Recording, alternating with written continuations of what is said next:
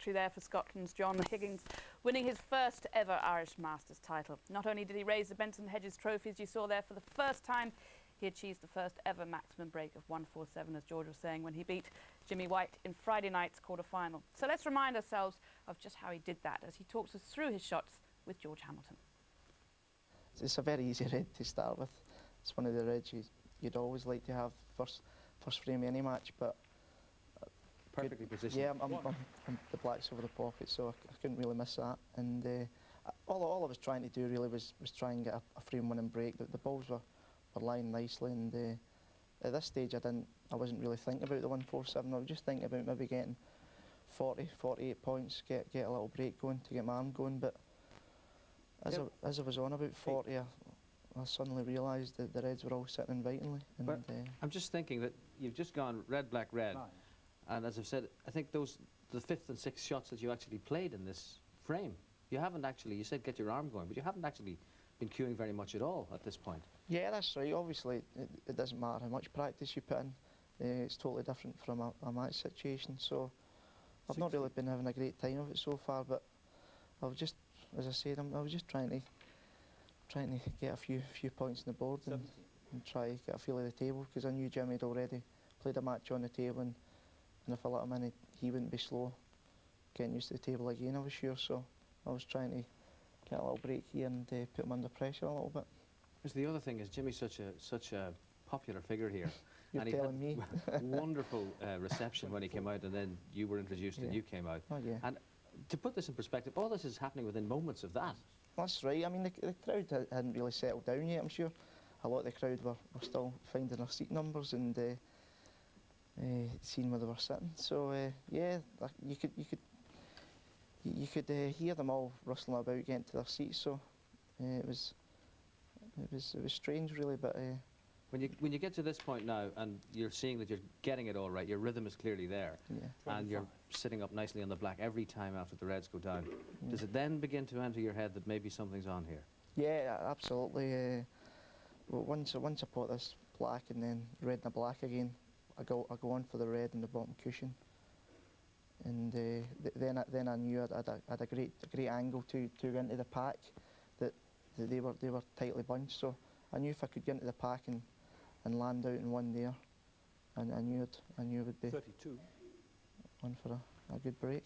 Tell the real amateur snooker players among us, how many shots are you ahead at this point in your mind? I don't think you need to be too far in front. I think maybe 2 or 3 shots in front. I don't think if people say there's 7 and 8 shots in front now, that's a lie, because you can't tell what's going to happen in 7 shots time. But you can see in your mind about 2 or 3 shots in front what you're trying to do. And I think it was after I pot this red, I had a perfect angle on the black to split into the 4 reds directly under the pink. So it's a tough one. Well, no. 40? No, not really. That's the word number 1 talking, because we've seen a few today and other days missed them from that kind of... Oh yeah, I mean, I've missed them before, I'm sure, but no, you 41. shouldn't really miss that shot. I'm glad to hear you speak with such confidence. Now where are we in this break, and where are you in your mind at this time? Yeah, I'm looking at a plant there. I said if I could maybe just roll the black and I could play the plant, but I said no, just try and get into the pack here and hope to get a decent enough split. But I don't think I really got a good one, if I can remember correctly. And I've got to take a very difficult red into the middle bag, so I could easily have broke down here. This is a very tricky shot in the middle, but as soon as I striked it, I knew it was in, and 48. My mind was back in the 147 again. So you're acknowledging that at this point you're thinking this is difficult? Yeah, absolutely, because there was a lot of pressure on as well, because if I miss this red, I'm leaving the frame at Jimmy's mercy, so I was delighted. Of course, you're at the point where it can go either way. You're in between now, although you've got your sights set on 147. If I miss any shot here, now Jimmy would go favourite to win the frame, so because if it's all there for you, it's all there for him equally if you let him on the table. Exactly. So I didn't really play that black nice, so I didn't get enough screw into the white ball, but I managed to recover position again. I put quite a good red into the middle bag here, so I'm back on the break again. Now, you've spoken about the nerves jangling towards the end. Were they you jangled a bit in the middle, as you've Yeah. acknowledged at this point. Are you then back down off that precipice, as it were, thinking, OK, I'm now back in my rhythm and they're all sitting nicely? Yeah, I don't think you always see many 147s, everything plain sailing.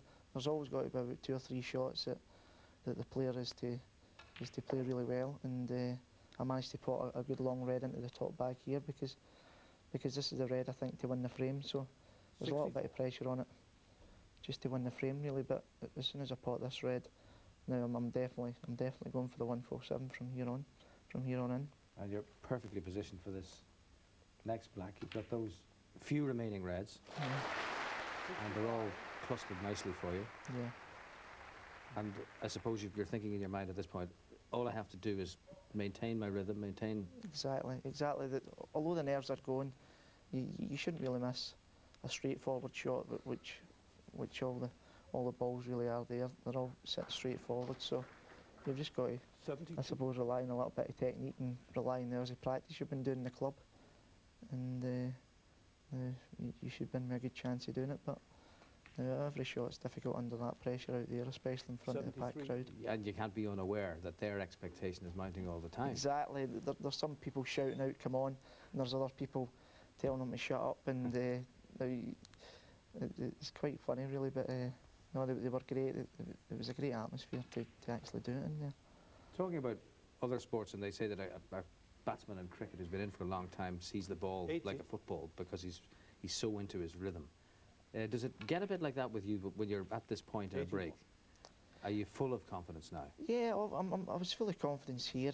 I roll the black in off 2 cushions here, and I leave myself a nice red in the middle bag, which it is hard under the pressure, but I was feeling very confident at that point, so I fancied knocking this in and screwing back for the black, and I managed to do it quite well. But taking your point, yeah, I suppose it would be different if it was maybe halfway through the match and I was on for the 147. You'd be feeling a lot more confident, but with it being only the first frame, you're still not used to the cushions, or you're still not used to the bed of the table, and there was a couple of tricky shots I thought I would be facing. But Because it is a different table. It's your first time on it in a competitive situation. yeah, I don't think we should overlook that the whole business of doing this in the first frame of your first match puts the whole thing onto a totally different level. oh yeah, I mean it's unbelievable break to actually do when you're first going visit to the table. But I played a bad shot there. I get too much into the white ball, and I've left myself a tricky red into the middle bag, and I managed to pot the red, but then I go too close to the cushion.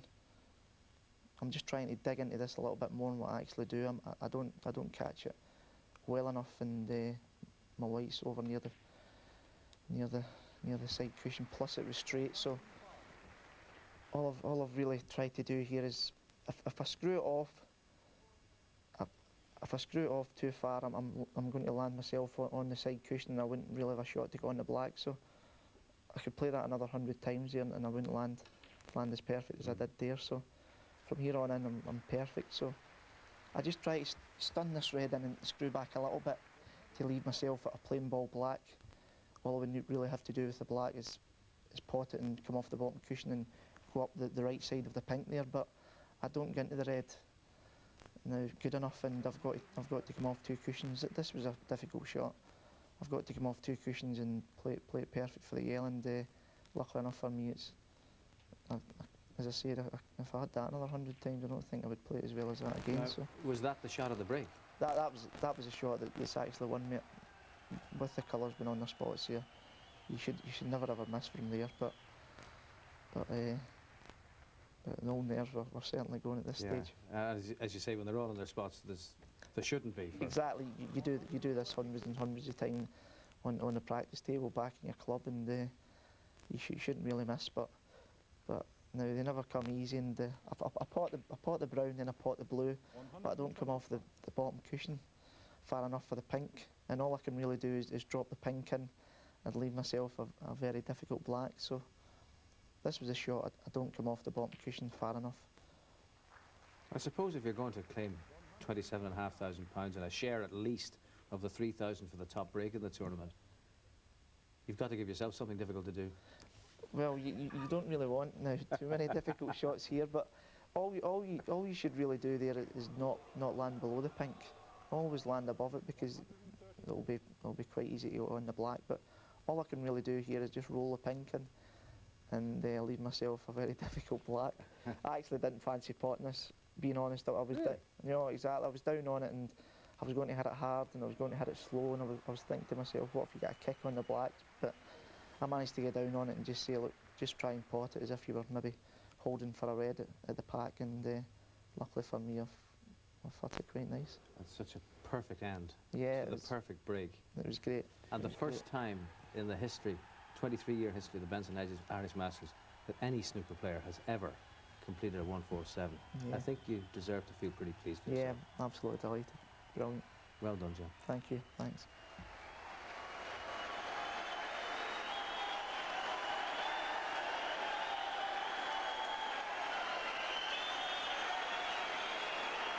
On his very first scoring visit to the table, he clears the board with the perfect result, a 147. Well, you can hear the buzz of the crowd, and that's John Higgins doing something you very rarely see at snooker. He's having a little bit of a smile of satisfaction, and does he deserve it?